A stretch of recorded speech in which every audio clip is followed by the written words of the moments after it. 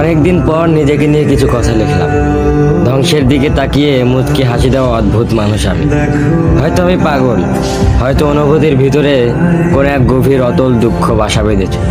তবুও নিজেকে জোর করে হাসাতে শিখে গেছি। যেদিন ভেতরটা একবার ভেঙে গিয়েছিল, সেদিনও বাইরে থেকে এক চিলতে হাসি মুখে নিয়ে সবার সামনে দাঁড়িয়েছিলাম।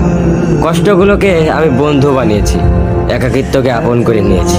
মানুষ ভাবে আমি হয়তো সুখী, শক্ত, নির্লিপ্ত, কিন্তু তারা জানে না প্রতি রাত আমার এক একটা লড়াই। নিজেকে নিজেই বুঝিয়ে রাখি তুই ভালো আছিস, অথচ আমি জানি আমি ভালো নেই। ভেঙে যাচ্ছি প্রতিদিন একটু একটু করে, আর এই ধ্বংস হওয়াটাকে যেন ভালোবেসে ফেলেছি। আমি সেই মানুষ যে হার মানার আগে হাসে, কারণ জানি কান্না দেখিয়ে লাভ নেই। পৃথিবী শুধু শক্তদের মনে রাখে, দুর্বলদের নয়। তাই আমি অদ্ভুত, আমি অনুভূতির আগুনে পুড়ে যাওয়া নীরব যোদ্ধা। আমার জীবন কোনো সুখের গল্প নয়, এটা নিঃশব্দ বিপ্লব, যেখানে হাসির আড়ালে লুকানো থাকে হাজারো না বলা কথা, ভাঙা স্বপ্ন, হারিয়ে যাওয়া আমি।